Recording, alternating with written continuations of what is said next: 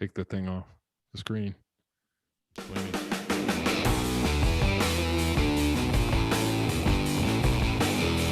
Well, listen, Mark, listen, hold on. When I say, would you have caffeine today? What the hell is that actually with everything?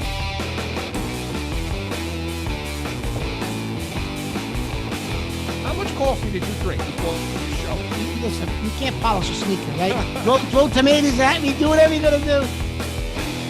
It's Corso and Catone. Welcome into Corso and Catone, the real deal New England feel. And Mr. Catone is off this evening. And pulling double duty tonight is Joe Guarneri. He's standing by my side. Welcome in, Joe. And Joe also has us up on YouTube, streaming live with a live chat. So chat in, call in, 855-313-PATS, 855-313-7287. Make sure you subscribe, hit the little thumbs up button so we can get to everything. Listen, and we want to hear from you. Everything's on the table tonight. It's agenda free. We're talking Bruins, Celtics, Red Sox, Yankees, Patriots draft. Joe, we have it all on the table. We've got it today. all tonight. You know? So we're when going to don't we have it all is what I want to know. We're going to christen you in style tonight, pal. So here we go, buddy. Here we go. Wait. Yeah, let's hear it. Let's hear it for a new show tonight. Mark, we miss you, but you know what? I hope he's having a good time wherever he's at. Hey, you know what? We may get a special treat. Maybe he makes a phone call tonight or whatever. Maybe he checks he's in. got to do. We haven't found him yet. Maybe he checks in. Mark, you better be careful. Joe'll steal your job. That's it. So, right. All right, Joe. I want to get into this. We'll talk about the Bruins tonight. And they're playing right now. And currently, they are up 2-0 with about a minute left in the second period. So, listen, Joe. I mean, this team. This team's been on fire. They're going for their fifth. They're going for their fifth straight win tonight. They've won 4. Now, I mean, they've won games. It's kind of up and down with them because they've won games against teams like Buffalo, who they're playing now, and that could be two straight against them. They won 2 straight against New York Islanders, who before you'd look at the Islanders and say, hey, you know what, that's not really that great of a team. But now they're up in the standings. They're above them in the standings, above the Bruins, that means. And then they beat Washington, who, some would argue that Washington is one of the best teams in hockey right now. And so, So, they've gotten hot ever since Hall and Lazar, they made that trade. And since they've made that trade, those lines have seemed to even out. Yeah, looks like it. They've seemed to even out. And it looks like Hall has a goal or 2 since he's gotten here. But the point is, it just things have seemed to settle down for them. And to go over, what we've seen in some of these lines, you got the Marchand line with Bergeron. And by the way, I think Marchand has emerged as probably the best player on this team. I mean, wouldn't you say with the way we're seeing him skate and score and facilitate out there? I mean, right? So yeah, he's definitely just coming into his own, pretty much showing it off right now. Yeah, and again, that he and the Bergeron line with Pasternak, I mean, they're they are who they are. But now the second line, Krejci. It's almost like you haven't heard. You didn't hear from him. He was kind of fading out on us a little bit. David Krejci, missing that one guy. Well, now getting Taylor Hall in, okay, and putting him alongside with Craig Smith, and Craig Smith is up this game. And we said that. Mark had said that last week. He talked about Smith is going to play better once Hall is here, and so is Krejci. Yeah, it looks like that's happening. It is happening. Finally, we're starting to hear some things that Mark is saying that proved to be true and right. And it is, and that's why he's part of that real deal New England field, right? Because he's on point, on track. So again, that the fourth line also, when you put Lazar, who people threw that guy out with the trade, they basically said, okay, well, he's just a throw in with Hall. But and now what, right? Yeah, when it comes down to it, you put him on the center of that fourth line with Corrali and Wagner, and you know what? They're banging on the boards. They're doing the dirty work. We like that dirty work, don't we? We do. I mean, that's what hockey is all about. I mean, they just need a referee in there, that looks like judging a boxing match over there. Right. We need more of that. yeah, getting in the corners, doing the stuff Cam Neely used to like to do, and those kind of guys, back in the day, and getting dirty. And then on the defense, even with the injuries, I mean, they still have, you're talking about Carlos out, and more Case. Those guys are out, and they're still, the defense is still that Grzelcyk and McAvoy, of course, they're playing well. But even Clifton scored tonight. He had one of the 2 goals along with Marchand tonight. So those guys are playing well. And again, we kept talking about, as we've been talking every week about it's the typical Bruins. They start strong. Yeah. And then I didn't even think we were going to talk about them tonight, to be honest with you, because of, but now that they've been starting to pick up the pace a little bit. That's right. I figured we weren't going to even hear about the Bruins for the rest of the season. Well, and then we're going to talk about too in a second which run is better right now. Is it the Celtics run, which we'll get to in the next segment, or the Bruins? What are we more impressed with at this point? But I'll tell you what. Look, these lines are playing well since the trade. It seems like there's been a spark. It's a little weird too, because typically over the last couple of years, you've seen the Bruins come out of the gate strong. Come strong, and then they get to the playoff part, and something would happen. Right out. Yeah, they let down. That first line wouldn't score as much, and they couldn't get any production from the second, third, fourth lines, or on the defense. Now, since they've inserted Hall, Lazar into this lineup, they're scoring. They're 5-on-5. That's always been a problem for them all season long. 5 against 5. When they go on the power play, they've always been good. They've always been good. But 5-on-5, they've had serious issues. Well, now it seems like they're solving some of that issue. So, I mean, can they make a run? I think at this stage, when any team, any sports team at that stage starts to get, like what we've talked about with Tampa Bay, and not to bring into football, but to start it up as far as Tampa Bay and starting that run where Tom Brady would always kind of get. Even when he was on the page, always kind of get that late run, and that's the perfect timing to sort of get that run right into the playoffs. And this seems like it's getting close to that sort of time where, you start to go, if they start winning, maybe something can start to push right into a playoff seed, Yeah, I think you're right. At least you're not, making the analogy to the reference to the Giants in 2007, how they came into the playoffs and they were that type of team that caught fire getting into the playoffs and then boom. So thank God. I think the best one in that scenario was the Rams when who was the quarterback then when they were like Kurt losing team. Warner. That's right. I couldn't think of his name. You're talking about in 2000 or 99? Yeah, they came in they became the greatest show on turf. Yep, we'd love to see that underdog sort of story, but and I don't think that the Bruins are like underdogs, but they could be. Yeah, I mean, right now they're sitting 4th in their division, and they're behind Washington, Islanders. I want to say Pittsburgh, but we can look that up. And they're sitting 4th right now because they had that bad stretch, But now, look, I'll tell you what. It was impressive to me how they played against Washington. See, because Washington to me is probably maybe the best team in hockey. Vegas too, Golden Knights, but in the East, looking at Washington, I mean they have that line, that just can come at you. And the problem with when you play Washington is they're sort of a dirty team.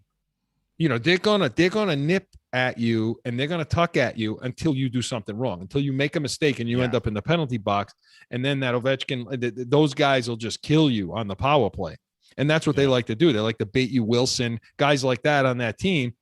They like to play dirty like that, and that's what they do. And so if you're the Bruins, you have to. It's the type of team where I think they can beat them in a series, but they're gonna have to play disciplined hockey. You can't get into those situations like Marchand, guys like that, Richie, where you end up in the penalty box, and now all of a sudden that power play just destroys you. Yeah, that's where the same brain over bronze comes into place, because when it comes out to muscle against muscle and people just trying to, you never win that way. You have to think smarter than that and kind of play your game. It's stick to it, stick to your game, and that's the only way it can squeak out. And hopefully you come up with a better game plan.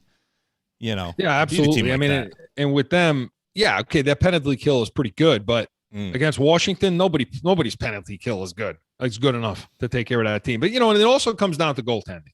Okay, and so now, what do you think about Rask? What do you like what you see? Well, I'll tell you what, he's playing the last couple of games he's played well. And the funny thing about Rask, okay, and we've talked about this, Marcus highlighted this and I have as well. The thing about Rask is that he's kind of has that, we're doing our best and, we're going to throw it out there and we'll see how we do. And that sort of non-East Coast type of mentality. And you can't, so sometimes it's modesty, but then it's also that line of like, is this guy really in the game? Does he give a damn? Does he give a damn, or is he just like collecting a paycheck? And this is coming from a goalkeeper. I've been a past goalkeeper, and certain goalkeepers, you always watch. Once you're a goalkeeper, you always watch other goalkeepers, no matter what sport they're in. And you got to see what that edge is. And he doesn't. That's why I'm asking you, because he doesn't give me that edge. He doesn't seem like he's got that edge of like a goalkeeper should. Because like you got to be crazy. You got to be crazy. And now I played soccer goalkeeping, and you got to be crazy to go into hockey with that puck coming at you like 100 miles an hour. Man, I'm like, nah, I wouldn't even bother. You gotta be nuts to be doing that. So you're not giving that edge. I don't know. You know what we should do? We should put Mark. We should put Mark in it. Get a set of pads. Get Mark in. Put him in a goal and see how. And throw a couple of these. Not even. It doesn't even have to be. Doesn't even have to be like NHL, like the top level. We could go to like the next level down, like what the Providence shoot. Bruins we'll would be. Shoot the puck at him. We will never reach the net. You see how he does in that situation. You see like 100-mile-an-hour puck coming at him, hitting him in the helmet. The audience would love to see that. Poor bastard. He's not even here to defend himself, But so no, look. But yeah, I think we always talk about, and in hockey, you talk about that team that gets hot coming in at the end. Yeah. Well, listen, it usually coincides with the goalie and if they're standing on their head and playing well. That typically will happen. If a goalie gets hot, and that just brings me to these two guys now, because I'm looking at, if goalie gets hot and they get into the playoffs, that goalie can take them all the way through. And a team like Boston, they have enough talent. There's enough talent with this team that if a goalie, if Rask or Swayman, because again, I feel like Swayman should be the backup goaltender. He's 22 years old. He came in, he got a little hot. I mean, he was playing well. He had one hiccup there, but he was playing pretty well. I would think it would be terrible for that kid to send them back down and bring, have Halak back in. And I don't think they're going to do that. It looks to me like Cassidy is going to keep Swayman as the backup goalie. I almost called you Mark. Joe, I would be. I wish I could do an impression, but I just don't have the goods on that. Really? Yeah, you can't give it the Daddy, prop him up like Weekend at Bernie's. Give us one of those tonight. But I'll try. No, see what I got later on. But listen, in all honesty, I mean, to me personally, I kind of would like to see him get that shot. I like to see, but see, the problem is you put Rask. I mean, it'd be one thing if Rask was still injured. Okay, if he was still injured and he was out and pulling that whole thing he does, then you could get away with Halak on the bench and you put Swayman in and start him. The problem becomes you do that with Swayman right now and you put Rask on the bench. Rask is done. That's it. He's over. That's what I'm saying. Yeah. Out at that point. There is no chance on the planet that Tuukka Rask is going to sit on that bench and watch the 22-year-old kid come in and take his and play over him and take his job. And this being the last year of Rask's deal do, there's no way he doesn't check out in that situation. So Cassidy's in a tight spot right now. Not only him though, it's like once he checks out, the whole team kind of checks out because if you can't count on your goalie, then it's like that deflates a whole team effort. Because now, I mean, so in some cases when it's someone starting and somebody actually coming in for a starter, and the team now has to play a little bit better. So they have to play a little more defense. So they come together as a team. But then when a goalie like that kind of goes off the edge, just lets it go, the rest of the team is just like, now we're doing double duty. Whereas the opposite, they're still doing the same double duty, but like for some reason they know it's a rookie or somebody backing up. They do better. You know what I mean? It's a weird situation, but I don't know. With that's the thing. It sometimes happens with quarterbacks too, because sometimes you get a quarterback that comes in the game like a backup, and all of a sudden the team looks better. Why do they look better? They look better because every guy in the team starts to take ownership of what needs to be done. Yeah. Every guy in the team starts to say, oh, okay. Brady's not here now, or whoever. I mean, Watson's not here now, or Mahomes isn't in now, and now they're sitting there having to say, okay, well, I got to up my game a little bit. I got to pay more attention. And they should be doing that anyway. I get it, but it's human nature, So, they say I gotta get my game to the next level now because this kid needs help. This guy needs help. That's what sometimes will happen on a hockey team when you put a kid like Swayman in. Everybody else, like to your point, Joe, everybody else kind of picks it up. Where the issue comes in is if you're going to pull a move like that, if you're Cassidy, wouldn't you, to me, I mean, I don't know if you agree with this, but you're almost better off shutting Rask down and bringing Halak up and put him on the bench, because if something happens to Swayman and Rask is on that bench and he's checked out, he's not going to give a shit. He's going to come in the game and he's going to, that's the kind of makeup he has, you know what the hell, you don't want me, I don't want you. Yeah. And a goalie can completely destroy a team, especially in the playoffs. Oh yeah. So So I get it. I get the situation Cassidy's in, but I tell you what, there's just something in me that wants to see this kid get a shot. Well, because it's like maybe we'll have better shows about the Bruins next season. You know what I mean? When you get somebody like that who's young and hot, you want to see that pick up the pace. Same thing with like a quarterback. You want to see them pick up the pace. Nobody likes change, but then when that change comes, when it's somebody like that, and you're like, this is going to be cool to watch a superstar at a young age sort of pick up that mentality of being a veteran, so to speak, immediately, and taking the team and putting the team on their shoulders and just going for it. That's fun stuff to watch. I got to tell you, because you're on an island, especially in that position. Yeah. So you have, you can either sink or you can swim. One of the two. So yeah, and he reminds me. He seems to have grit. I mean, you remember Andy Moog? Remember Andy Moog for the Bruins? He play? Yeah. Didn't he play for? Who was it? The Edmonton? He did. Previously? He played with Gretzky LA? over there. Oh, yeah. Oh, no. Right. He played in Edmonton with Gretzky. And Grant Fuhrer. Grant Fuhrer was the starting goalie, and I think Moog backed them up. But then, and I think it was for that. I'm trying to think if he played it. He won a championship with them, but I can't. I'm trying to remember if he played it all. I mean, I'm sure he played, but I don't know if he played any time in the playoffs. I know that when he came to the Bruins, and they faced off against Edmonton in that 89 through 91, where they were in a couple of cup series with Edmonton. And by the way, any other friggin' year, the Bruins would have won the cup. Any other damn year, but they had to go face, Messier and Gretzky and Fuhrer and all those friggin' McTavish, all these guys over there for Edmonton. They were unstoppable. It was like the 85 Bears against the Patriots. There was just no way they were going to beat that team. There was no way anybody was going to beat that team. No, that was bury the Bears and splat the Pats, wasn't it? Or was that squish the fish? Squish the fish. Squish the fish in the AFC AFC Championship game. I was 12 years old when that happened. Most of the people that are listening right now weren't born, but but the point is with this team. Yeah, I'd like to see the kid get a shot, but if you're Cassidy at this point and Rask is healthy, you're kind of handcuffed. You really don't have a choice, or else you're not going to have a backup either. So to me, your choices are you start Swayman and you shut Rask down and bring Halak up and let him be on the bench, or you play Rask and you back him up with Swayman. I mean, that's really. But I can tell you this right now: if they get in the play, and we're going to go to break, but I can tell you this: if they get in the playoffs. Okay, and Rask is shaky and Swayman gets in there and he can stand on his head. That's it. He's not coming out. And you just got to pray to God that Swayman stays healthy in the playoffs, because then if you got to go to Rask, you're screwed at that point, because he will have checked out and he probably won't see another. He will not see another game as a Boston Bruin.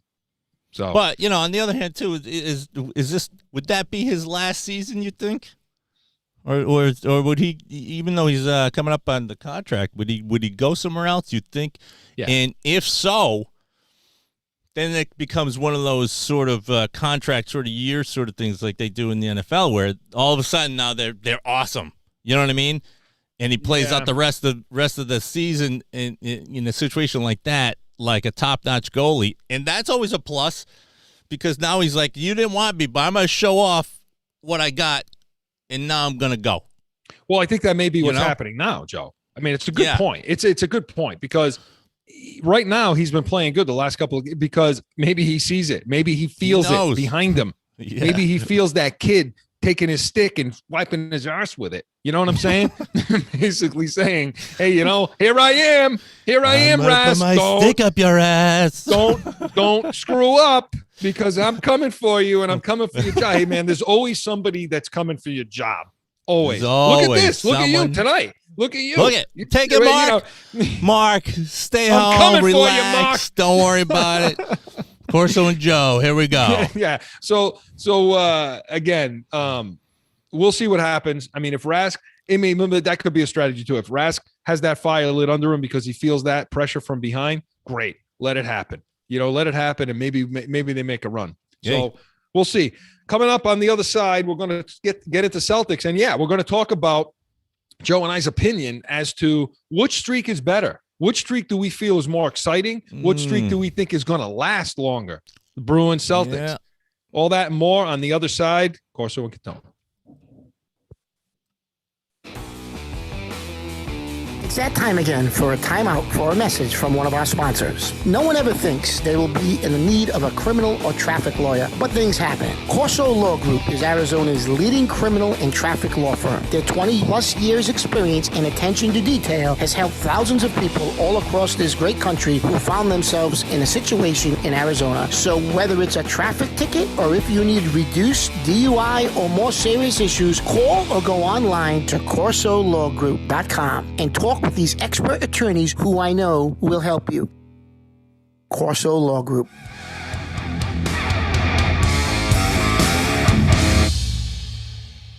Back in with Corso and Catone. Joe standing in for Mark tonight. I love that song. I love that music. I love that music that comes in. It's catchy, isn't it? It really kind of gets catchy. you. Yeah, I liked it. Wait, in the middle of the night. I'm like, back to Corso Catone. Back to Corso Catone. Yeah, and I wake up at night going back in with Anyway. That I like to hear. I like hearing that. Yeah, that's it. We need to put a video on that. Put that in the promos, Joe. And you were at that one point a little like, I don't know about this song. I'm like, no, I had something. I felt like it's got a little catch, and that was it. And I just went. I think it makes me either smile or kind of like do a little bobbing, because I normally don't do that. You know me. And then I'm like, this is. I think it'll work. I think it'll work. Works. It works. In the show. It works in the show with it the works. curtain. So, Joe, I got to tell you, I like your background too. Nice coloring. Get some purple. Yeah, thought I'd go with a little Christmas. What side am I on? A little Christmas theme, a little green and light up the blue a little too. Looks pretty sharp, my friend. Looks pretty sharp. We're gonna add some stuff to it though. But assuming Mark's not coming back, you know what I mean. But he'll be back. No, he'll be back. He'll be back, ladies and gentlemen. He will be back. Don't worry, we haven't gotten rid of him. He's coming back. He misses being here tonight, I'm sure. Oh, yeah, he does. He really does. And he's excited about. I know he's excited. I'm excited. We're all excited about next week, because next week's the draft, and then we're going to have our pre-draft show. We're going to have our draft show. We'll talk about that at the end of tonight a little bit. Ladies and gentlemen, next week you're going to see truly why we started Corso and Catone, and this is a treat for everyone, and all Pats Nation, and all beginning of this season of Corso and Catone. You definitely got a shot at seeing these two, you and Mark, kind of really go at what the draft means to you guys, So that'd be exciting for everybody to see out there is what that means and how you guys kind of get like kids in a candy store or Christmas Day. You know what I mean? With the draft, especially hoping that Belichick does his job. You know. Yeah, and starts listening to some of the damn scouts instead of some of his buddies in college. Starts listening to you guys. Yeah, he should listen to us. You know? Well, I'm going to show in this show. If we have a second, when we get to the next segment, I'm going to put up the. I want to show you what my war room looks like. Okay, what my draft war room looks like. Mark and I that we're doing this every year, and this would be from last year. But if I can. In a second, I'll put it up on the screen. Well, maybe we get to the next segment. We start talking about the Patriots, but getting into what we talked about on the front side with the Celtics, Joe. I mean, listen, they're on their own streak right now. They won 6 in a row. 6, right? Yeah. So they've beaten the Knicks now. Okay, let's talk about some of these opponents now. And this is where you may get into which streak is a little more impressive. The Bruins, the Celtics, and what do we think? Who we think will go farther? But they've beat the Knicks, which is no great feat. Minnesota, although the Knicks are making run. They are winning some games and making a run. They've beaten Minnesota. They've beaten Denver. Although Denver, and I'm looking up I want to see the stats too. I want to see the standings. Denver was shorthanded, yeah. At that time, they were missing a couple of guys. But I'm looking at the the Knicks are creeping right behind Boston right now. They're both 8.5 games out of first, which forget first, but both of them are sitting that they're 5 and 6 and they're tied up right now. So the Knicks are nipping at their heel. So they beat the Knicks. Beat Minnesota, Denver shorthanded, but then they won that West Coast run where Portland they beat. That's a quality win against Portland. The Lakers, and listen, the Lakers is always a quality win if you're Boston, but I get it. No LeBron, no, and we're going to talk about. I want to talk about that game for a second because something really pissed me off in that game a lot. Let's hear it. But let's hear it. The good stuff. The Lakers they beat who were clearly shorthanded, and then Golden State. I feel like Golden State last Saturday, they beat them. And I know Curry had 49 points. Tatum checked out with 44 of his own.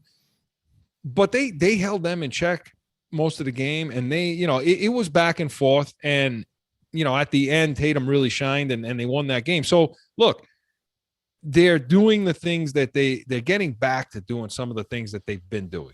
I see some more ball movement now. I see them playing defense. I see them getting back on defense. We talked about last week. I didn't like the deal, where they had to release a trade off Tice because of the contract, because of who they brought in. But I tell you, now that I'm looking at it, I'm looking at the lineup. It seems to be shaping up like a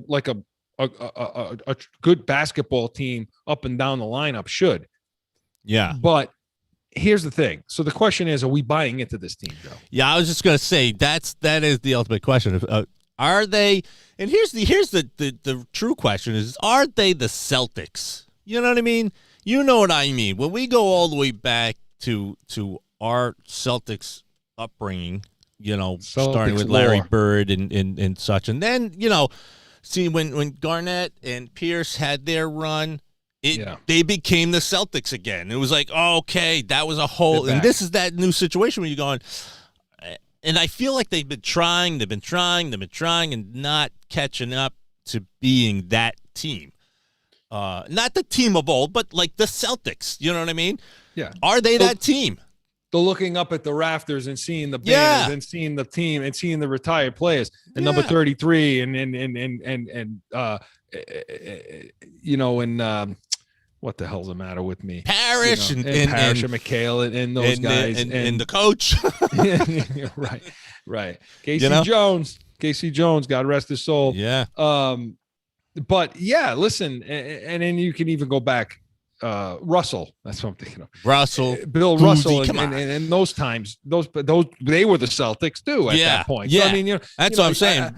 I get it. You get into different eras, and a team turns on the Celtics lore, the Celtics mystique. That's the best way to call it. The mystique of what they were and what they are. You're right. when you yeah, call you're right. the I mean, Celtics. it looks like they're trying to find that, and they haven't. And Ainge is trying to push the buttons. And you thought it was in that when they got those picks and they basically traded off Garnett and Pierce to Pierce to Brooklyn.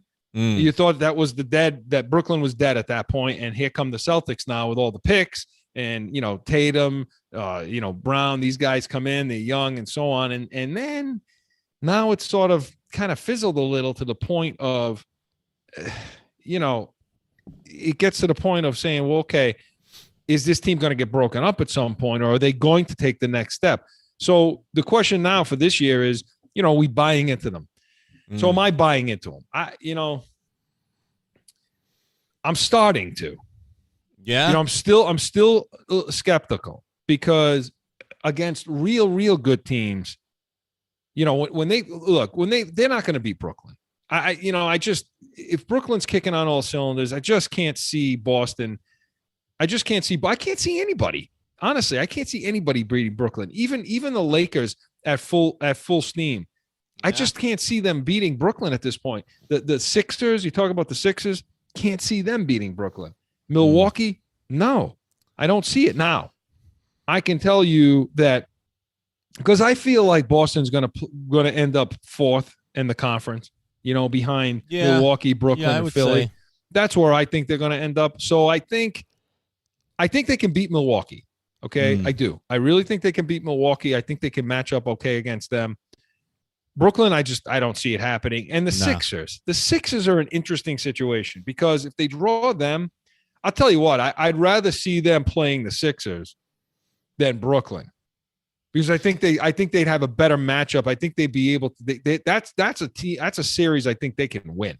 Yeah, but Brooklyn. And do you ever look at it as the way I usually look at these teams? They're professionals. I get it. I know what they're supposed to do. I know what they get paid to do. But at the end of the day, they're a human being, right? And so, there's those moments where, you win, you lose, And are there those guys in the team who hate losing so much so that they're going to put the team on their shoulder again, and take them through the playoffs and beat a team like that? Or is it, do you look at teams like that? Do you just expect them to do their job? And because they're a professional, because they have that athlete professional title, even though we know that they're, it's almost like they step onto the court as a professional. And we just assume now they should just be the best always. And we forget that they're basically still a kid. They're in their 20s, you know what I mean? And how good, early 20s. And how good were you in your early 20s at any stage? I was damn good, man. Are you kidding me? I was freaking. But like the idea of being professional, where it's like, oh, you're supposed to hit every shot and block every block, whatever it is, and you forget that they're human still, and they have to, they run out of steam, they, whatever it is, or they play into like the cancel culture as far as like tweets and things like that, that stupid stuff that they all of them do off the court or off the field, whatever. They're branding, but so like they lose a piece of themselves into the game as a player. Yeah, you know what I mean. And so it's like you forget that you gotta win for this team. This is your boss. You know what I mean? You're gonna win. Right. You're gonna play the game as a pro. You get paid. You're getting paid, but like, do you ever feel that they're like they forget that they're human? Like, you're talking about the fans and the people. Forget? Both, I think both. You know what I mean? The fans, yes, but as far as like the team and like the player themselves, do you personally look at them and expect them to always win, or do you kind of give them the benefit of the doubt that they make mistakes and they can be human? That's a difficult question, and it's a hard thing to answer, and it's based. You really have to look at it from perspectives. Okay. Yeah. And so when you're looking at it, depends. Now I played football at a pretty high level. I played at college, I played semi-pro, and so as a player, how do you look at yourself? Now I can only take, my upbringing in sport, how I was trained and raised to play the game. And it's not for me to really to really tell anybody else how they should do things. However, I will say this. The way I looked at it is, you sure about that? Although Mark and I try to do a pretty damn good job of doing that every friggin' week, tell everybody how they should think and how they should react. Yeah. But I'll tell you this. It's a great question. Look, to me as a player, okay, there's two things. You know that as a professional athlete, you're getting paid to do a job, and you're getting paid well. And listen, the amount of money, that's really immaterial. I mean, a lot of people will make it about the amount, but it's really not. I mean, it really has nothing. I mean, if you're getting paid $100 or you're getting paid $100 million, people seem to place effort on dollars and cents. Yeah. And that completely takes the human element out of it. It completely takes it out of it. Yeah. So if you're a professional athlete, the way I look at it like this and say, okay, to me, it is easy as an athlete to fall into the trap of, I'm not a real person. I'm not a real human. I can't think the way other people do. I can't feel the way other people feel. I have to basically put all those things aside. I'm not allowed to take them to work. I have all the eyes on me. There's so much pressure to leave it at home, the human element. And you sometimes can understand why these guys, once they get off the court, field, and that they sometimes kind of lash out or just explode. And they just get into all types of trouble and they do all kinds of things. It's like getting let out of a friggin' cage. You know what I mean? Yeah. And just going out and doing things. Because sometimes I think that constraint and that confining friggin' element or atmosphere that they feel of, I can't be a human being. I have to be an athlete because all eyes are on me and they're paying me. Yeah, I do. I think players feel that. I think they truly feel that. And sometimes I think it eats at them to a degree where it completely crushes them and they can't do their job. So I think that's a factor. Okay. But I also think there's the flip side of it too, where the egotistical, arrogant behavior of, and it can happen all the way down to kids.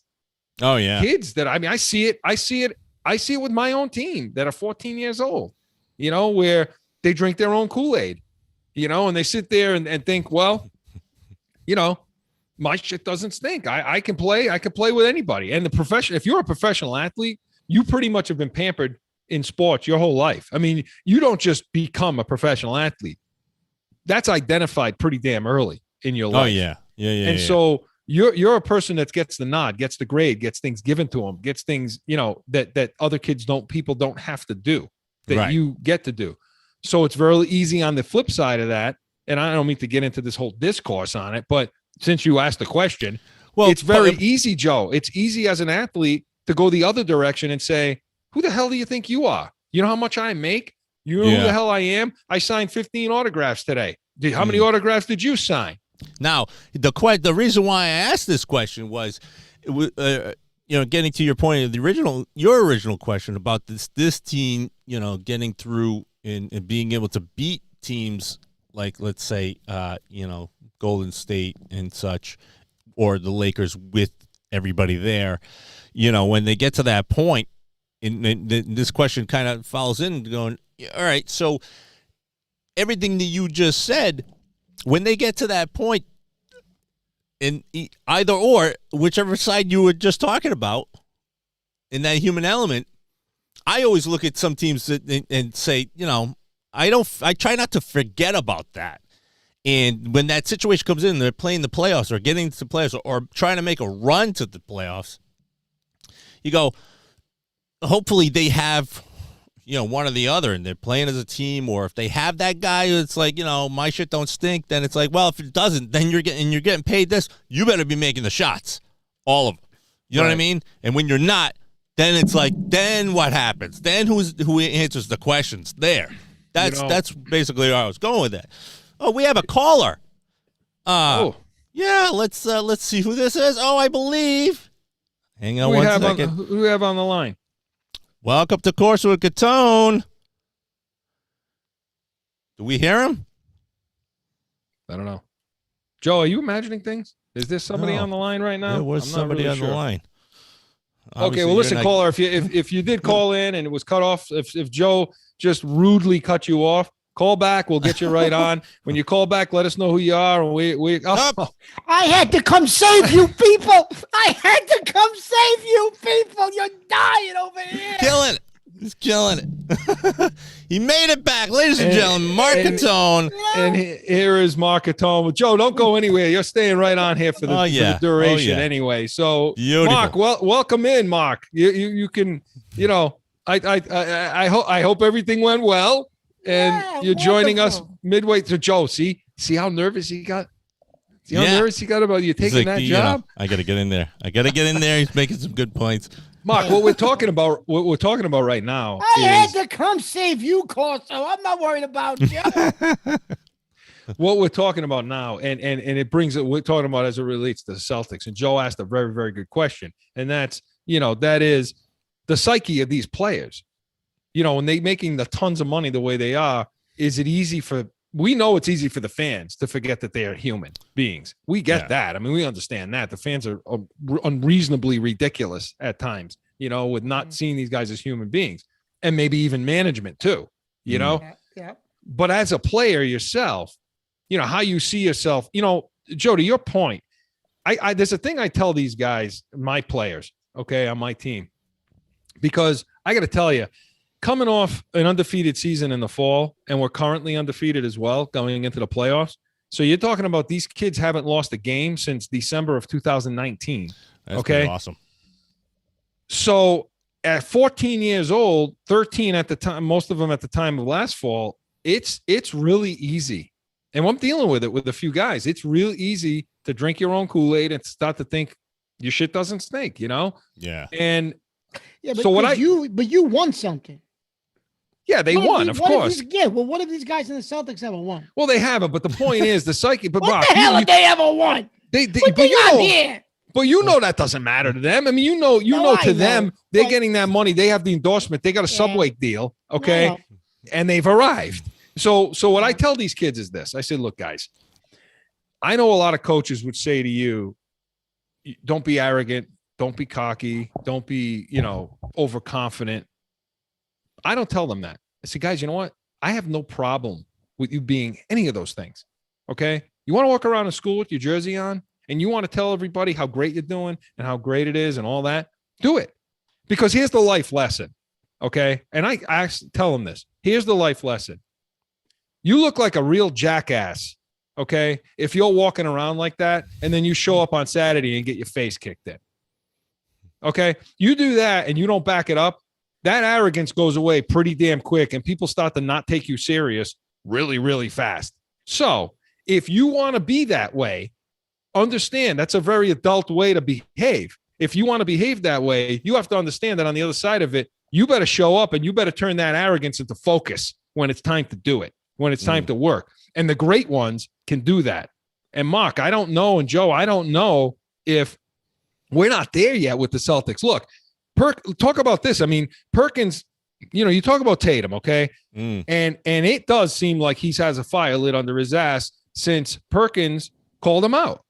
So and that, Mark, that's going to bring me to the next question about the coach too. But for those of you who don't know, Kendrick Perkins, who does the Celtics post-game show, and we're way over, but Celtics post-game show and pregame, and he also does ESPN stuff. He tweeted out calling out Tatum on his leadership. Okay. To the point, to the degree, and you could tell the respect level that Tatum must have for him because he called him. He actually called Perkins to discuss it with him. Since that time, Tatum scoring his points. He's got his 50, he's got his 44, he's got his 30s. He hasn't, I don't think he scored under 30, in the last few games, but he's also being a facilitator. He's also trying to be a leader and all of that. So Mark, Joe, should it take that with athletes? Is that the human element we're talking about that we're sitting there saying it shouldn't take that to motivate you? But then does that do what we're saying? Does that basically take the human element and treat them like robots? What do you think? I don't know. You got to light the fire somewhere, I mean, with the whole first half of the season, you guys have talked about the Celtics and the Bruins and some of these teams that are just kind of like lackadaisical, getting to the point, winning. And you got to do something, I don't know about calling him out on like Twitter though. I don't know about that. You know what I mean? I don't know if that's the right thing to do. Yeah, I know, but that's your teammate. You should have called him. You know what I mean? And discussed it. Say, listen. Well, I mean, they're not pick up teammates, the slack. but no, I know, I understand. get it. Well, Mark, what do you think? I mean, you think that because that brings you back to Stevens, Mark? Then shouldn't Stevens be the guy that should be able to do that? That was going to be my question. Isn't that the coach's job to motivate the player? So then, where do you stand on that? No, I mean, I don't think you can get these guys motivated anymore. So if it takes Kendrick Perkins, listen, Tatum, Chris, has been notorious for needing to get somebody to get up his, for lack of a better word, his ass, because when he was in college, one game, Mike Krzyzewski walks in the locker room. He's got like 2 points. I forget who they were playing. And he throws his suit jacket on the ground and says, Tatum, what the hell are you doing? He said, and he made a fool out of him in front of the locker room. Tatum came out in the second half and scored 30 points. Yeah. So can Stevens not do that? I don't know if that's in Stevens' DNA. Well, yeah. And I don't know if that's in his DNA, Chris. You see him on the sideline. Perkins must have heard that story. Oh, I'm sure Perk heard that story. I'm sure he did. Well, if it takes a retired former Celtic player, champion, and once you're a Celtic champion, you know what? It's like being a champion for the Yankees. Once A-Rod got his ring, there's nothing he can do wrong over there. Nothing Reggie Jackson could. Nothing any of those guys can do wrong. And the same thing with the Celtics. So when Perkins calls you out, it's like Bird calling you. It's like any of those guys calling you out. Maybe not Bird, but it's like he would be the one. He would be the only one I would expect to call somebody out because he was the notorious for that. He used to do on the court, off the court. He used to do it during the playoffs. Yeah, I know. But again, so this calls into questions. I mean, the question you asked, we can talk about for hours. I mean, this calls into question to me the coaching, the leadership of this team right now, because again. It takes a retired player to bring you out of your shell. Mark, it goes back to what we talked about before is they're going to need more to win something. This guy, I don't think this team, unless he grows up, this is not going to get it done. They're going to have to get that third wheel, that second wheel even to get it done. So yeah, I mean, they're playing better. And the question I asked at the beginning of this segment, and Joe, I'll ask you first, is, Which streak then is more impressive to you, the Bruins or the Celtics at this point, and which team you think can get further? Yeah, I definitely think that at this point would be the Celtics because they need that. I think they need that sort of that light to kind of get it going and find their way in because there's something about basketball that just kind of gets it in and of itself takes on that excitement, that sort of game. You know what I mean? And I don't think hockey really does that. I know hockey hugely popular. Even NASCAR is hugely popular. But even people on this panel right here, certain I'm not really huge on hockey as far as like the excitement of that part. But I know that sort of sport is exciting. I've seen it firsthand. So it definitely is exciting. But for some reason, basketball I think kind of it takes the draw for that sort of excitement and getting to the playoffs, a team like that. You know what I mean? I don't Mark, know. I mean, which one do you think is more, what's the more impressive of the two? Who's going to get further? Well, for this short period of time, Chris, I think, believe it or not, if you look at the records of the teams they've beaten, I mean, probably just because the Celtics did beat a couple of playoff teams in that run. They beat Denver, they beat Utah, Portland. And I know in Portland, and I know, a couple of guys are dinged up, but the Celtics did beat playoff teams. I mean, the Bruins are beating middle of the road teams, right? Teams that are probably in the same. Washington's a good team. Yeah, Washington's a good team, but they're beating teams that are probably they should be beaten, right? I'm thinking, but I will say this, Chris, I think the whole trade did provide a spark. Oh yeah, we talked about that in the previous. Yeah, definitely provided a spark. But who's going to go further in the playoffs? You might be surprised by my answer, Chris, because I think in hockey, you can put together it. I know you're shaking your head already. I'm not even done. No, you're already shaking your head. Listen, I'm in agreement with you. I think in hockey, Chris, you can go on a run just with a couple of hot guys. I don't know if you can do that in the NBA. right? The Bruins conceivably, Chris, if they get on their game and the veterans can motivate this team, and God forbid Rask gets hot, which I don't think he will, but if he does, I'm not saying they're going to win the Stanley Cup. Don't get me wrong. But before you play a team that it can actually beat you, you might be in the semifinals or finals of the conference. The Celtics are going to have to, Chris, at some point before Brooklyn, will probably play Philly. I don't know. I think the furthest Boston can get is the Eastern semis. I don't think Boston can get to the finals of the East. Maybe they can. I just don't think they can. See, I think that they can beat Philly. I don't think anybody can beat Brooklyn. No. They're not going to beat Brooklyn, but I'm saying I don't know if they can even get to I'm assuming Brooklyn's the finals of the East, Chris. I don't know if they can get by the semis. Maybe they can. I'd love to see them play Brooklyn just to play them, but I don't know. And here's my answer, and then Joe will get the break. Listen, my answer is this. It's dual. I think the Celtics run right now is a little more impressive to me at this moment, but I also agree with you that I think the Bruins can go further. I mean, I just think they can go further because I think it's going to be impossible for any of them. Utah, the Lakers, Portland, the Sixers, Milwaukee. Nobody is going to beat Brooklyn when they're on their game. Nobody's going to beat them. And so, to me, I think Boston's got an opportunity just like you do. So, listen, on the other side, then we've gone about 35 minutes over. On the other side, we're going to talk about the Pats a little bit. We're going to talk about a little bit about the draft. I want to show you guys, Mark and I, War Room, and we want to get to baseball, too, in our last segment. Mark's got some things I know to talk about. Mark, welcome back. It's nice to have both of you on the panel tonight. It looks good. It feels good. More after this.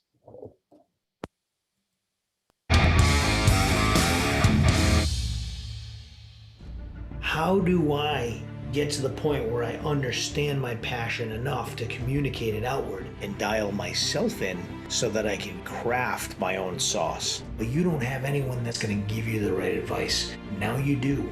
We've been discussing where we live and what areas do we want to always talk about. And really, it's startup, it's finance, and drive. We are Special Sauce Podcast.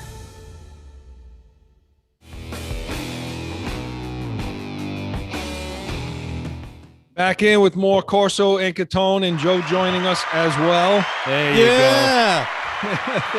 There it is. That was for Mark coming back in. Yeah. So I got to tell you guys, I enjoy this. Joe, I enjoy having you over here and providing some comment because Mark, he provides. Joe, you come up with some nice philosophical thoughts on some of this stuff. Chris, you and I certainly aren't philosophical. Because we're degenerates. That's why. Degenerates, yeah.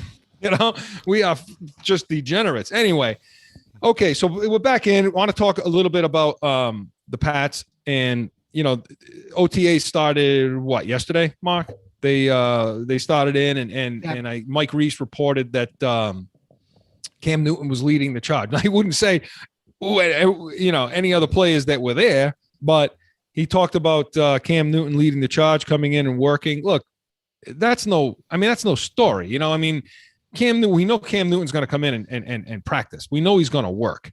He hasn't. Since coming in here, he hasn't shown. I don't think he's shown much of in his career that he wasn't willing to work. No. We know that's going to happen. And you still hear the morons continue to say. Look, we went through last week, Mark, and talked about Tom House and how he broke down Newton and what his ability is and what he thinks he could do coming out. And you still get the guys that say. He just can't. You and I have said it too. He can't throw a football anymore. He can't throw a football. But that's such a simplistic thing to say. Okay. We say it pissed off after games because after those games, he couldn't throw a football during those games. The fact that he couldn't throw a football, does that mean he won't be able to throw a football again? Hey, you know what? Let me answer. I'm going to jump in just to throw this one at you. Say, Peyton Manning couldn't throw a football either. At the end. And he still won a championship. So, if Belichick puts the people in place, Mark. I think he could do it. Mark, I'm sorry, cut you off. No, it's a good point, Mark. It is. Yeah, it is. It's a good point. So, Mark, is this guy going to be able to throw? But Manning, Chris, couldn't throw the football the last 5 games, right? The 4 or 5 games the defense carried him. But the first half of that season, he could throw the ball, right? Yeah. It was like the playoff run And maybe like they rested him. Remember, he didn't play the last 2 games of the regular season that year, and then in the playoffs, the defense just carried him. Joe's right; he couldn't throw the ball. I mean, the defense carried him. They ran the ball. He made it. What? Even that game they beat New England. What did we made 2 passes the whole game, but they won the game. Oh, it was ridiculous. It was awful. And had the moron hit the field goal, hit the extra point, we would have probably won the game. Well, that game goes into overtime, and you saw Manning. Listen, anytime Manning ever went to the bench after a series, he's got his head in the book. He's sitting on the bench. He's looking at things. No. Not when Brady was bringing them down the field at the end. Because he knew if they tied it, he was done. He was on the sidelines watching what was going on because he knew that if they went and got that 2-point conversion, they were done. Denver was finished. Joe's right. He couldn't throw the ball 5 yards downfield. In that game, no. The end of the game it was wiped. They might have to put him on the bench, Chris, because I don't know if he could have ruined overtime. But he's right in saying he ended up winning the championship, though. He did. He won a Super Bowl against Cam Newton. He did. So, yeah, I mean, I just don't think, Chris. Here's my take on this. I just find it hard to believe that a Hall of Fame coach would bring a guy back, knowing this guy, if things don't fall the way we think they could possibly fall in the draft or whatever, this guy could be my starting quarterback. How I just don't know how Belichick would bring back a guy that can't throw the football, but maybe he can't. I don't know. Well, look, and this leads me to the next question. Then, okay, look, you know how irritated I get at the flagship. Okay, I get really pissed off at them. They're getting worse and worse. Because they could take any chance to take a shot at Belichick. And listen, I'm going to tell everybody out there again, I'll be the first guy to take a shot at Belichick. I could care less, okay? If he's going to get called out on the mat, I'm going to be the first one to call him out. That's fine. But what I keep hearing is the same thing. This guy can't throw the football. This guy can't throw the football. I agree. He could not throw the football during the season. Couldn't do it. Couldn't happen. Didn't happen. Now you have experts coming out saying, quarterback experts coming out and saying, look, I've looked at this guy. I've gone through his rehab. I've looked at the extenuating circumstances, and I'm telling you, this guy can be repaired. He can get back to where he was throwing the ball before. No, Murray knows more than those. Oh, yeah. He knows more than Tom House. They didn't they didn't even bring that up. They didn't even talk about that on the show. How can you not even talk about that? It was an interview he did with Curran, who's involved in your station. Because they only bring up what pays credence to their ridiculous takes. Well, and it just goes to say, and once again, I heard it the other day. They talked about, okay, Belichick's just going on the cheap. That's all he wants to do. So, they're being smartasses saying, oh yeah, we're just gonna wait around. We're gonna wait around and just get the cheapest guy there. That's how we're handling this. So the question I have, Joe, Mark, who should he have gotten so far? Like, they haven't even gotten to the draft yet, and they're making these criticisms about what he's just trying to do it on the cheap. Now, we all agreed that you had to bring Newton back because you needed the face. You needed the guy that's respectable in the league. You weren't going to sign these free agents with Stidham sitting there in your camp. You had to have somebody to be able to do that. So what I want to know is, why are you dogging this guy right now about the fact that, he's just trying to go on the cheap when they haven't gone to the draft yet? And the obvious question I have for both of you is, then who? Who should they have brought in? Because these jackasses said they should have brought in Alex Smith.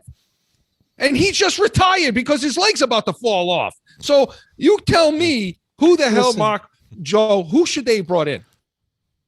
I have a question, though, for you guys, because all this season long we've been talking about this sort of scenario, and a lot of those flagship stations have also said in the past that Belichick is playing chess while everybody else is playing checkers. And the question you guys have not brought this up as far as that's concerned. And my question to you is that if he's playing chess, what would be his move in this situation? Because that means that he's not even worried about Cam Newton. He's worried about the next 5 years and what would be a plan. It's like, but Bill, you got to still win the next season to get to those years still. So how can you be playing chess, or what move would he be making as a chess move in this situation come in draft day and keeping Cam Newton or putting Cam Newton as the starter.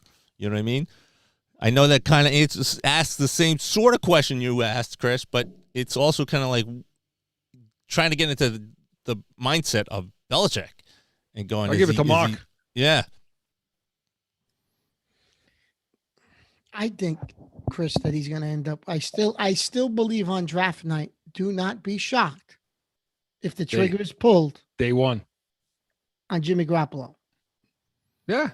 I still think Garoppolo will be a New England Patriot before the start of the season.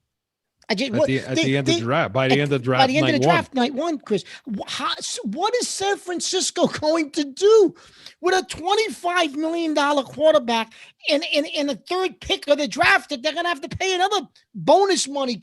That's like $50-60 million.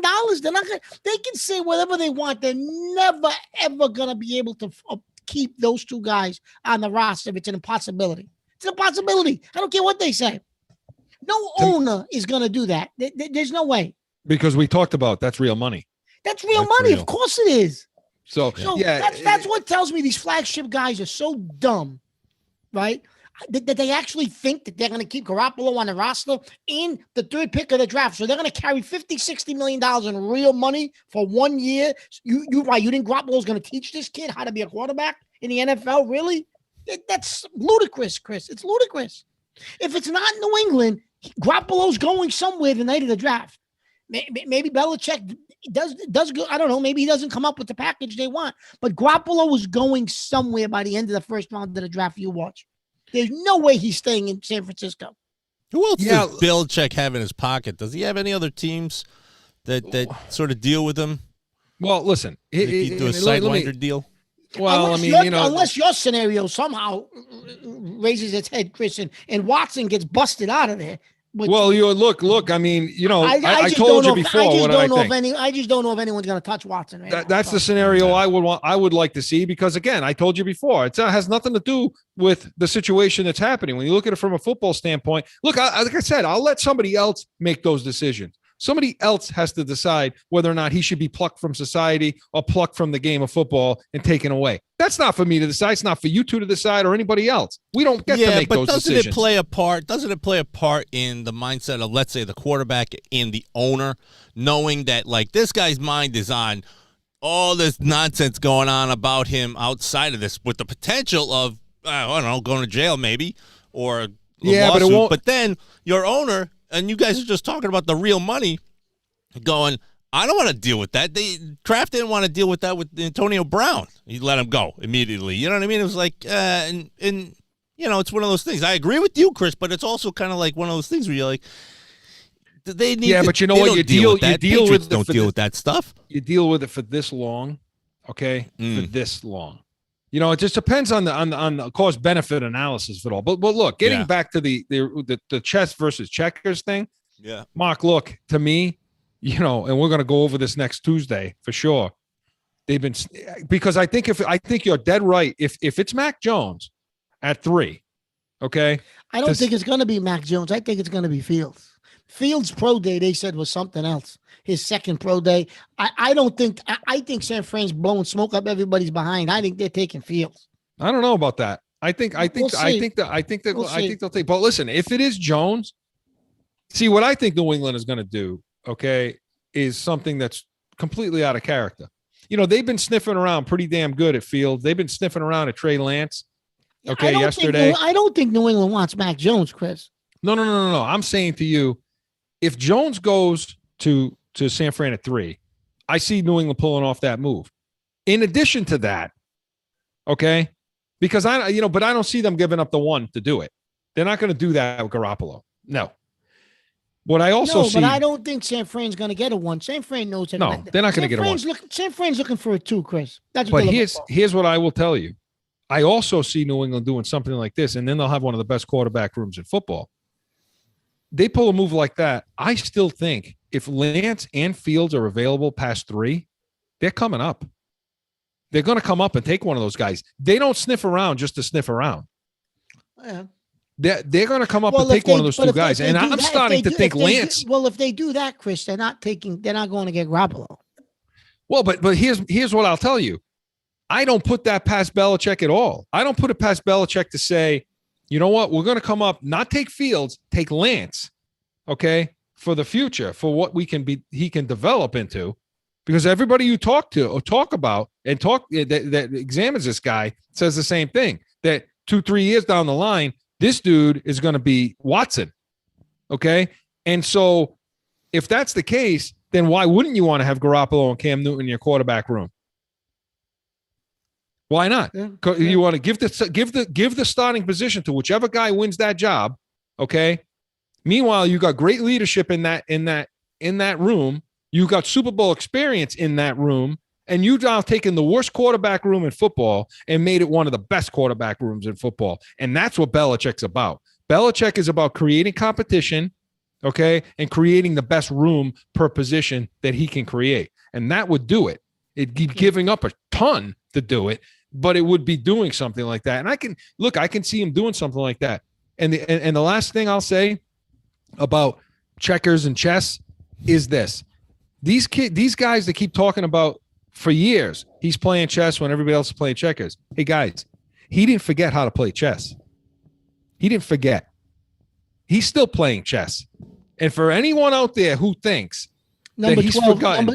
Number 12 knew how to play chess. Yeah, he did know how to play chess. You're right. Okay. But anybody who thinks, okay, that Belichick, it's all Brady and Belichick is shit now because he doesn't know how to play chess anymore. Go back and watch A Football Life where they chronicle 2009. Okay, you go back and watch that video, and you tell me after watching that if it was all Brady or all Belichick or a combination or what you think of Belichick. This dude didn't forget what he's already knows. You know what it is, Chris? You know what he's dealing with too now, though? He's dealing with the fact that Brady went to an organization which the coach, let's face it, no one's saying it publicly now because they won a Super Bowl. But listen, Arians is a cartoon character. Darth Vader, yeah. Right? He's a cartoon character, right? We know that he's a joke. He's a bumbling fool. And Brady took him to a Super Bowl championship. So like, in other words, don't you miss him? Don't you miss him, Joe? No. When he's not around. Right? It was getting stale without you, Mark. So think about that, Chris, right? So now that's why I think that's people are really playing into that. Yeah, well, it was more Brady just because he went to an organization with a bumbling fool as a coach and turned him into a Super Bowl champion. He's sending texts out at 11 o'clock at night, the night before the game. Well, fucking Arians, what was he doing? Well, Mark, here's the thing. We on a delay. Mark, sorry about that. We're keeping it, man. I know We're it's a key. Chris, if you don't have the Keones to stand up with that, because this is Corso Catone, the real deal. The real deal. Listen, that's it right there. I have no problem with that. I have no problem with that. We are. Oh, we're gonna get taken off of YouTube next week. No. We are the real. We are the real deal. And you know what? You can feel. That's why, Chris. You can see it and feel it in our passion. But that's why people get all this craziness about, but I agree with you, Chris. Belichick didn't forget how to play chess by no means. I totally agree that it was him and Brady together is what won all those Super Bowls. Mark, think about it like this. When you go back and look at that 2009 biography or that what they put together, that compilation of that year. When you go back and look at what was going on and you saw the two of them on the sideline together, pissed off, I think it was during the Colts game where they were losing and Belichick's got his arms crossed like this and Brady's just standing next to him and they're talking without looking at each other. And Belichick's just sitting there going, he's like just talking out loud, but too bad Brady. I can't get these guys to do what I want them to do. He's saying, I can't get them to do it. And Brady's saying, I know, coach. And he's like, and the tougher the situation gets, the less likely we are to make a play. And that goes into then they're playing Baltimore, and the two of them are sitting in Belichick's office, which, by the way, is like a little rinky-dink room with a bunch of TVs. That's what Belichick. He's the mad scientist. And Brady and Belichick sit in that room before every game during the week, and they break it all down. So, Mark, when you talk about Brady going to Tampa and calling people at 11 at night and texting people at 11 at night. Yeah, he got that from Belichick. Did he get that? He was trained to do that, to play chess. Of course. And he's the only guy that, and I'll bet you at the end of the day, when all dust settles and you sit Belichick down, he'll tell you flat out, and I know he will, he's the only guy that he's ever coached that could match and stay with him intellectually. He absorbed it. About this game. Yep, he absorbed it. And that's why Tampa won the Super Bowl. Yes. I don't care what anybody says. No, you're right, Chris. You're right. So on the other side, Joe, get us ready. On the other side, we're going to come back. I want, towards the end of the show, we're going to talk about the draft. I want to show you guys, I want to show the viewers when we preview what we're going to do next week. I want to show you guys Mark and I War Room. We have that queued up. But on the other side, I want to come back. I want to talk a little bit baseball. Mark's back in the fold here, so he's going to let us know why the Red Sox are so good and why the Yankees aren't. More after this.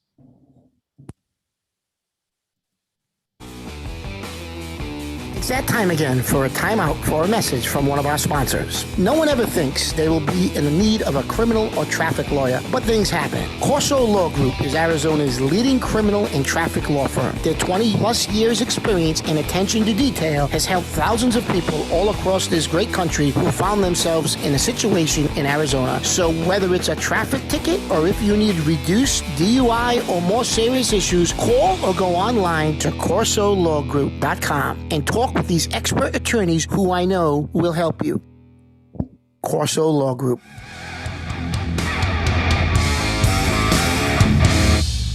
Back in with more Corso and Catone. Joe, you're pulling double duty, so yeah, you pull double duty. Don't worry about it, So, so we're back in. We want to talk a little bit of baseball. And listen, Mark's our baseball guy.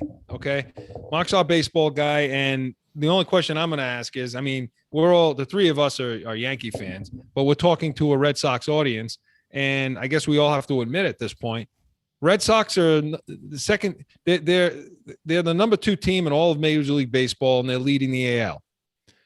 Conversely, they do this every year, though. No, they don't. Come on. Conversely, the Yankees, I will say the Yankees do something similar to this every year, it seems. The Yankees are second to last in MLB and last in the AL. So, Mark, how the hell is this happening right now? Who do you want me to start with? Red Sox? Let's start with the Red Sox. Let's start with the New England, real deal New England feel. Well, the Red Sox, Chris, listen, I'm going to give them credit. J.D. Martinez right now, they're only, 15 games in. Totally understand it, get it. But J.D. Martinez is putting up MVP numbers. He's in the MVP race in the American League. He's probably leading the MVP race right now in the American League. So that's number 1. So obviously they got a guy that's playing off the charts. Then you have the catcher Vasquez. You got Devers. You got Bogarts. These guys are playing well. They're getting timely hits. They're playing small ball. Verdugo. Verdugo is playing really well. Even the second baseman, Kiki Hernandez, usually hits like 200. He's batting like 260, 270. And Chris, they're putting the ball in play. They're getting men on base, and they're putting the ball in play. They're playing baseball, fundamentally sound baseball, and they're hitting home runs. They're doing everything, but they're also putting the ball in play. All the so that the closer too. Bonds has been lights out, and their starting pitching, Chris, has been better than people thought, and their bullpen hasn't been bad. It's not great. It hasn't been bad, but their starting pitching bullpen's been enough to get them to the 8th and 9th inning. Where Ottavino, who the Yankees gave up for nothing, hasn't played bad. And Bonds, has been lights out as the closer. So the Red Sox are doing things the Yankees can't do. The little things. The little things. The Yankees do, Chris? The Yankees either hit a home run. Well, let's do that. Flip it to the Yankees now. The Yankees, here's conversely, compared to the Red Sox, the Yankees, Chris, either hit a home run, walk, or strike out.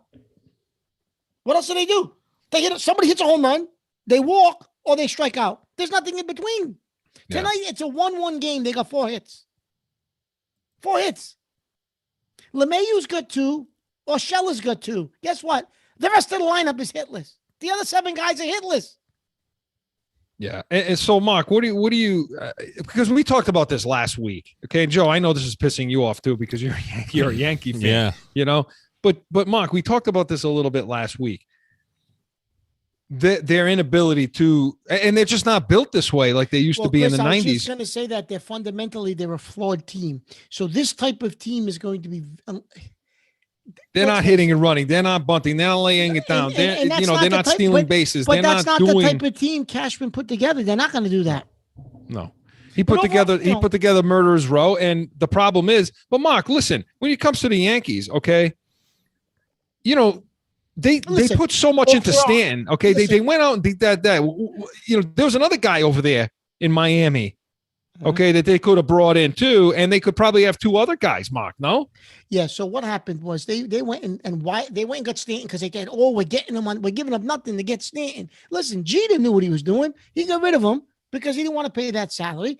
But the other guy that they could have got, Christian Yelich, who Milwaukee gets after the Stanton deal, maybe they gave up a little bit more than we gave up, but he ends up being an MVP in Milwaukee. His game is tailor-made for Yankee Stadium. He might hit 45 home runs in Yankee Stadium without question, with that right field porch. We went and got Stanton, and taking on Stanton's salary a year and a half later prevents you from going after Manny Machado and prevents you from going after Bryce Harper. Yep. Because you probably could have had one of those two guys plus Garrett Cole plus Yelich. Not to mention the fact that they want to go and extend Hicks. Okay. That was a bad deal. For 1 year? For one good year? Chris, they need a center fielder who's got speed, can steal bases, get on base like Bernie Williams used to. Remember Mickey Rivers? I mean, Mickey Rivers. You remember Mickey Rivers? Right? Holy crap, Joe! This guy's talking about Mickey Rivers. Did you just go to an old timers game at Yankee Stadium? Is that why you were late? Pulled them all out tonight. Bill Russell. Right. But we're pulling them all out. No stops here. Chris, LeMahieu shouldn't be your leader. Should I go get my Lou Gehrig jersey? Yes. Chris, that's a nice jersey. LeMahieu's a great hitter, but LeMahieu shouldn't be your leadoff hitter. He's batting leadoff out of default because they got nobody else to do it. Yeah, a guy that hits like him, Chris, you want him hitting 2 or 3. You don't want him leading off. The guys with the years like with Knobloch and Ricky Henderson, these are leadoff hitters. This is not. They're just not built this way anymore. They're not built for small ball. They're not built the way you need to be built to win. But games. you think that has now? We go back as far as we can in the last winning seasons. Let's say starting from like '96, right? And then it tapered off, and the coach and the manager right now. And I like Boone, but it's also kind of like, do you think it matters that a catcher is a manager more so than any other player on the team when they become a coach to manager, player to manager? Absolutely. You think that makes a difference? I do. I absolutely think that. Yeah, because when you're a catcher's like a quarterback, I mean, when you're out there catching, you have to understand every facet of the game. It isn't just calling the game. You have to understand hitters' tendencies. You got to watch film. You got to look at their stats. There's analytics involved. You have to know what your fielders can do. You have to know what their tendencies are, where the ball can be and should be put in play against what you have out in the field today versus the starting pitcher the pitcher that you're catching on that day. There are so many things to do as a catcher that it's just the natural course to then turn that into coaching, Mark. Don't you think? You're right, Chris. Yeah, he's like the quarterback on the field, right? So, yeah, I agree. Catcher. And with Torrey and Girardi, and I know where you're going with this, Joe. Mark, I'm done with Boone. I'm finished with Boone. I didn't like it when they did it. No, neither did I. I don't know. Girardi. They made that move because they said Girardi was too tough on the young guys. At the time, Judge and those guys were just coming up, and they wanted somebody that was more of a player's type of manager. Well, where's that gotten you? You haven't done anything since you made that move? Yeah. Mark, it speaks to the same thing it speaks to the same thing we've talked about in every damn sport, which is the makeup of the league, the landscape of what the professional athlete is now. But no, I agree with you. This team's better with Girardi. This team would be better with Girardi or somebody like that. Positively. Positively. Where did Francona play? Was he a catch? What position did he play? I don't think Francona wasn't a catcher. Francona was either outfield or first baseman, I think. I thought he was infield, wasn't he? He was check it out. He wasn't. Check it out, Joe. He wasn't a catcher though. Because I think he's a good manager too. No, he is. He's absolutely a good manager. But yeah, historically, catchers make good managers, and that's why. And I mocked. There was no reason to get rid of Joe. I can't stand that. Let's coddle the young guys. Meanwhile, they're always hurt anyway. That's what that was about. How many times is Judge going to go on the damn DL? Chris, listen. And Stanton. Listen, don't get me wrong. We're acting like, hey, listen, they're going to make the playoffs. They're going to probably win 90 games, 95 games, whatever it's going to be, right? This team will hit. The weather will get a little warmer in May. They'll hit, right? They're built for 162 games. Over the course of 162 games, this lineup will get hot. They'll get their stats. But this team, in this microcosm of 15 games, this is going to be what's going to playoff baseball, Chris, is similar to this. They're not going to, the things we're talking about are what wins playoff games in World Series. That's why they can't get past the division round of the playoffs. Pitching, defense. Defensively, we're terrible, Chris. We're making errors every game. Defensively, we're terrible. Sunday, I was watching the game Sunday. Hicks ought to be ashamed of himself. Hicks. They gave him the extension. Defense, never mind his offense, Chris. Defensively, he made one inning. He bobbled 3 balls in 1 inning for Cole. Meanwhile, you have teams like the Dodgers. Okay, hey, forget it. Look at Mookie Betts. What he did. He's basically top 10 plays every night. Yeah, he is. Web gems every single night. But so fundamentally, though, Chris, this team, they're not going to win unless something drastically changes. I don't think they're built to win a World Series, and I think Cashman knows it. And but what's he going to do at this point? He says, "Oh, we're going to stay the course." Well, what else is Cashman going to say? He's the one who kind of screwed up the lineup. Just looks very similar to Danny Ainge. Yeah. What Cashman is built here is very similar to Danny Ainge. I think they've reached probably their peak with this particular team, and now you're going to have to mix it up in order to probably go to the next level. Just like the Celtics, Chris, are probably going to have to mix it up to go to the next level. I feel as though the Yankees are probably just about in that position. At the end of this season, if they end up, make the playoffs, get knocked out again, they're going to have to make a decision. Something's going to have to be fixed, blown up, something. And I'm not just talking about Boone. It's the lineup. You can't have 5 or 6 number 4 hitters. No. 3 and 4 hitters. I mean, you just can't. You can't. Because you got Aaron Judge hitting second. It's just not. It doesn't make sense. It doesn't make any sense, and that's why National League teams are going to beat them if they even get that far. But okay, so that's where my question came from, was that small ball attitude, and I think that comes from like a manager that has that sort of small ball mentality within the game and being a catcher. Now, Francona, as we mentioned, he was a first baseman. There's only other couple positions that that's another heady job, run the field, position. And it's a first baseman, and that's why third baseman sometimes kind of gets that sort of nod, and if not the shortstop, depending upon who's better, of course, who's running the infield. But having like a first baseman sort of gives that mentality, like Francona was, of managing what the rest of the field is going to do in that small ball sort of situation, the fundamentals of the game, Yeah, I agree with you. I mean, I think if there was another position past catcher, right, that you would look to, and I think you would look to. I mean, I played first base. I understood. Yeah. The mental part that goes into that position. Marcus' son plays first base.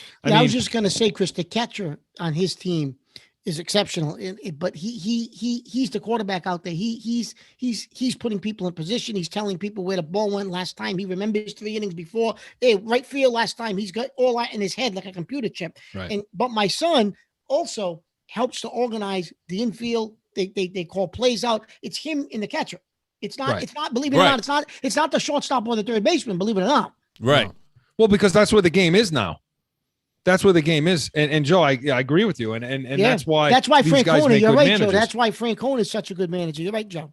So now the last question is, and we'll get to our final break. Which of these streaks is sustainable? I guess sustainable in the sense of, is New York going to maintain this streak? You kind of answered that already, Mark. What about Boston? I don't. For the Boston people, what about Boston? Listen, Boston has surprised me, and looking at Boston before the season started, I thought maybe they'd win 70, 75 games. And then I was reading maybe they'll win 80, 85. And I remember the preseason show, I was like, they're crazy. They're not going to win the 80, 85 game.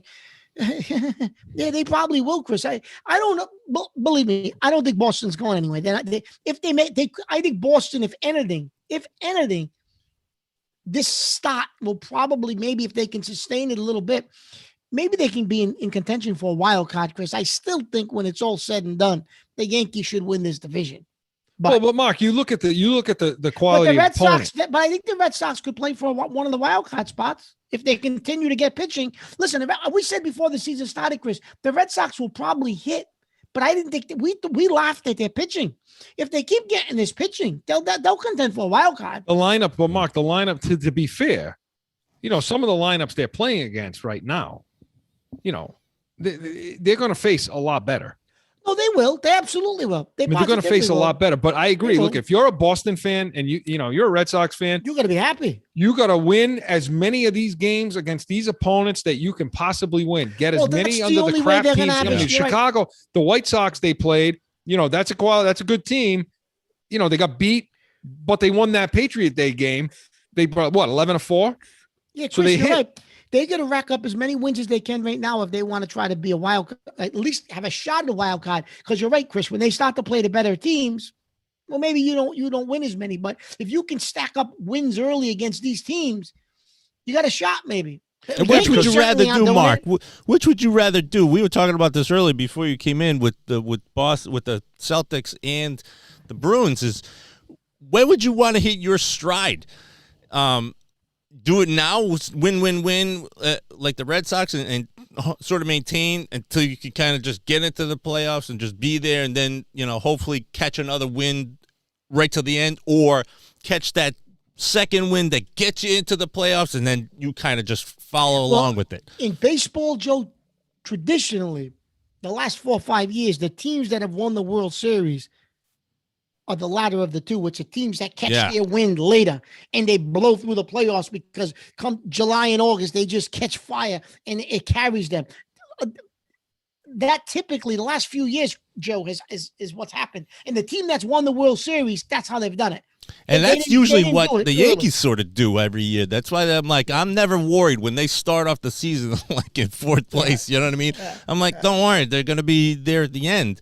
And they will, but you know what, Joe? There's a structural issue with this team. I mean, it's a that problem is not going away. Right. That you have to be hot or you're cold as a lineup. That doesn't work in the playoffs. Well, because you're going to get hot pitching in the playoffs. Then what? That's a we score 11 runs in a game in the playoffs, and then we don't score another run for 2 more games. That's how you lose a 3-game. That's why you lose a 5-game series. There it is. That's how you end up with an early exit in the MLB, because you go hot in one game and then your bats are dead. And that's a problem. So, all right, well, listen, when we come back, okay, Mark and I, we're going to preview the next show, talk about the draft, the pre-draft stuff. And you're going to show your war. You're going to quickly show your war room, Chris. Joe, when we come back from break, we're going to go right to the screen that has that on there. We want to show the people what we do and talk a little bit about the preview. All that and more right after this.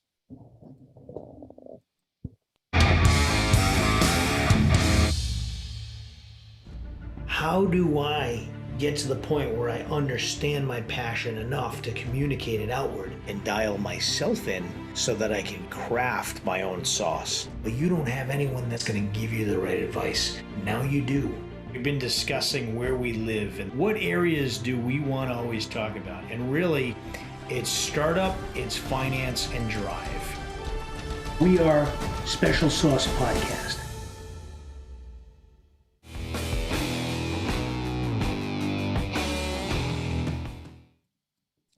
Back in with Corso and Catone, and we got all these fancy buttons now. We're gonna play around with these things. So, can everybody see this right now on the screen? Wow. Okay. So Jesus. for those of you who have been listening to Mark and I for I don't know 8 months now.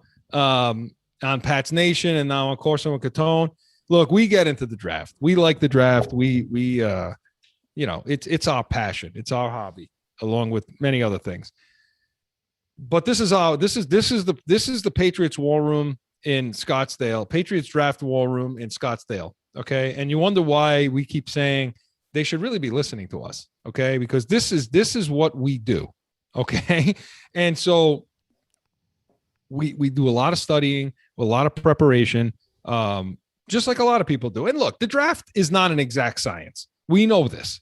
Okay. So again, Flagship talks about, they play this little game where they throw dots at a draft book and just, highlight the person that it landed on. And, as a way to say how ridiculous the draft is, as how ridiculous the preparation for it is, and trying to break it down and the ridiculousness of it.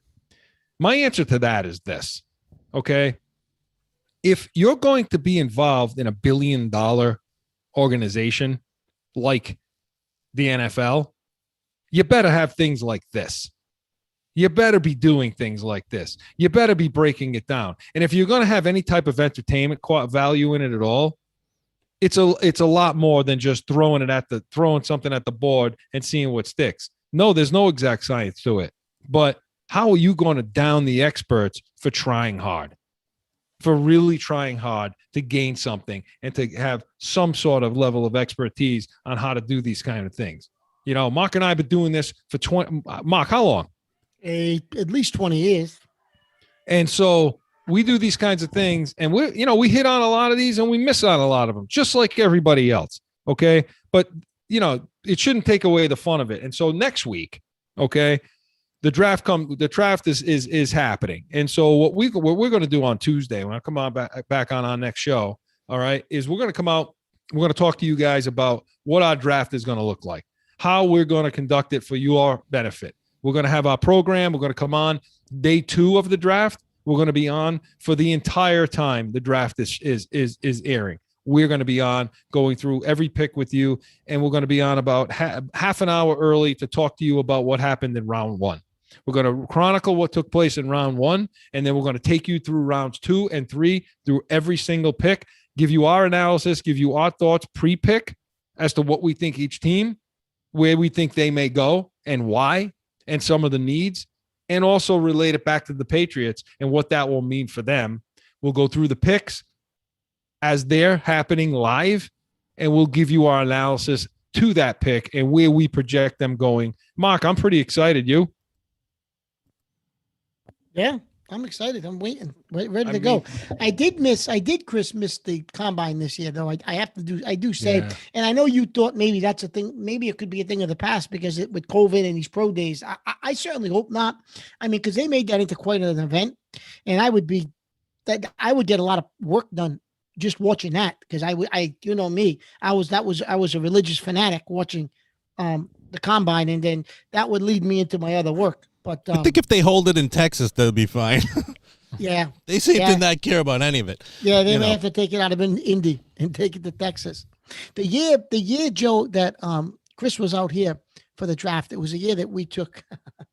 Do I gotta even say who we took in the first round? I don't want to talk Chris? about that. I really don't. All right. So the year we took that stiff wide receiver in the first round, he's out here with me. So I was running a little bit late. I have pictures of that too. I was a little bit late coming from work, and he's texting me, "Where the hell are you?" I'm like, "I'll be there. I'll be there before it starts."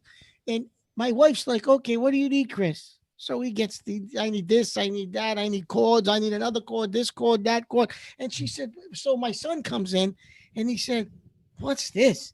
He's got things everywhere. He's got tables, computers, iPads, right? And then Joe, he pulls out a bag of Red Hots. Mike and Ike's. He's got more garbage on the table. You are letting the people really get in. You are really going inside now, huh? When they saw that first shot, they were like, "Don't they have professionals to help with that sort of situation?" Hey, look, it's what our passion is, and we want to bring that to you. That's what we're looking to do. We want to bring that to you, give you a little taste of what we do and what we think. And unlike the Flagship, we are the real deal New England Field. I was just going to say, you can't bring the real deal without having that sort of situation happening. No, we're not throwing dots at a book. That's not what we're doing, okay? Listen, I find it extremely hypocritical for people to criticize the whole draft process. No, I'm sorry, to criticize the draft, to criticize our picks, the Belichick's picks, and then create a circus-like atmosphere, okay, in preparation for the draft and letting the people know, hey, this is like a circus. There's no rhyme or reason to it. So, but then on the other side, you want to criticize Belichick and company for not doing it right. So which one is it? So you want to throw dots at a board, or do you want to criticize? For us, we want to show you a little bit of what they're doing. We want to show you a little bit of what an NFL team is sort of doing behind the scenes. How last week we talked about how they grade players and why individual teams could have a different grade than some of the guys you're seeing on ESPN, NFL Network, because the criteria is different per team. We want to bring that to you. So we invite you in next Tuesday to hear our preview, and next Friday night to hear every pick and get a little glimpse as to what goes on in these team war rooms. It's going to be a lot of fun. And believe me, on Friday, when we pick round 2, if it's not one of the guys that we got on our board, you'll see how crazy we'll go, right? But the other issue is, as Chris said, we're not just throwing dots against a board. Chris is going to say to you, I had player A, B, and C that we needed. What is this? Like, why did we pick this guy? And I'll do the same thing. We have our own guys picked who we would take in that second round. We're not just throwing something at a board. We're going to tell you why we disagree with the pick, but who we should have taken and why, and go through the analysis of the player. And I guarantee you, 2 years later, half the guys we talk about will be all pros, because that's miraculously how it ends up. And I'm not talking first round guys. I'm talking guys in the 3rd, 4th, 5th round. That's where we make our money. Team. Yeah. That's where you make your team. You know? Absolutely. Yeah, Mark. And again, it's and when we disagree with a pick, we're also going to try to give some analysis and insight as to what they may have been thinking. Yeah. As to the guy they did select that is contrary to what we like, think. Yeah, we're going to be pissed off. We're going to provide a lot of entertainment for you, but we're also going to try to give you some analysis. The year that they took Harry, Chris said, hey, look, I understand why they took him. And he broke it down for me. I totally disagreed. And Chris will tell you this, vehemently disagreed with Chris's analysis. But Chris had an analysis. He said, look, this is why I think they took him. And he went through some of the stuff that Chris watched him play out in Arizona. He played for Arizona State. And he said, look, I think the kid can be all right. And I'm like, listen, I hope so, but I didn't see it at the time. I had other guys rated much higher. And it just turned out that he hasn't done what he was supposed to do yet. Maybe he will. Who knows? I don't know. Maybe he will with the tight ends. But Chris gave an analysis that night as to, I understand why they took him. And it made sense. The bottom line is, we're here for you. We're here to give you the insight. We're here to make it entertaining for you. And the other guy that's going to make this thing all go is our man, Joe. Because without him, none of this technology is going to work. You won't even be able to see or hear us or touch any of this stuff. So Joe's going to be on board for that. And we're all going to get on board and try to make it the best show we can possibly make for you. So final thoughts, Joe, then Mark. I gotta say, I'm excited to see what this draft day is going to be all about. I have a couple other things that as last words that I want to say about, let's say, the Patriots. I think most of the fans kind of thought this last season, possibly this season, we were looking at a 2008 sort of situation with Matt Castle, and thinking, why couldn't Cam Newton do that? And does Belichick really have that sort of mentality to be able to do that? I myself sort of sway in that sort of answer about Belichick. Sometimes I'm like, what the hell is he thinking about? So hopefully what I'm excited about is to see this draft day and see what you guys choose firsthand, and to see where and try to understand that chess game that Belichick is playing. So I think that'll be exciting for the fans and for the audience out there to watch that. So I'm excited as well. So it should be good. That's all I got. That's really all I got. Wake up, Mark. Final thought. I'm up. I thought Joe had a couple of more points. No, that's it. He made them. Good quality stuff. Yes, good stuff. Well, obviously it's draft, right? So we're going to eat, sleep, and drink football for the next, 10 days. So that's I'm just excited for the draft. It's been, especially it's been a long year, right? We had a tough season. We didn't do well, obviously, right? We've been getting bashed in the offseason. We had a great free agency period. Now it's time to roll into the draft. Let's have a real good draft. And then, as you have been mentioning, Chris, every week, there's going to be a second almost type of free agency when after the draft, you're going to see a bunch of June 1st releases. It's almost going to be like a second wave of free agency with all quality of the veterans. Players. Quality players are going to get released because there's going to be, to get under the cap, and they're going to replace them with these guys that they draft, these rookies. So that's going to be the next point, the next time that, I think they're going to see some excitement for football because it's going to be almost like a second free agency. So listen, I could make a point about the Red Sox, the Bruins, but damn, it's football. That's it. Now it's free agent. It's the draft. Not much I can add to that, so I'm not going to try. You have my thoughts. You know what I think. We look forward to seeing you there. Please tune in so you can enjoy it with us, and it'll be entertaining for everybody. Joe, Mark, some people to thank tonight. Got the good people over at Special Sauce Podcast. Tune into their podcast. It's excellent. You're going to gain a lot from it. Jag Media Productions, excellent production company. Everything you see here is what they produce. Studio 42 Designs in North Providence, Rhode Island. Want to thank the good people over at Corso Law Group, Arizona's leading criminal law firm. Allow us to be your voice. And the people at Mountain View Home Watch and Security, Scottsdale's leading home watch and security firm. Tune in next week, Tuesday night, 8 p.m. Eastern. It's our draft. We've been talking about it all night. It's our draft preview. We're going to talk to you about what we think is going to happen, some of the things to come up, some of the players to look for, some of the teams we should be watching. That's 8 p.m. Joe will have us up on YouTube live and that show, but he'll have this show up on YouTube. If you want to take a look, watch it. Make sure you subscribe. Give us that thumbs up. We always want to bring new people in and have you let us know what you think.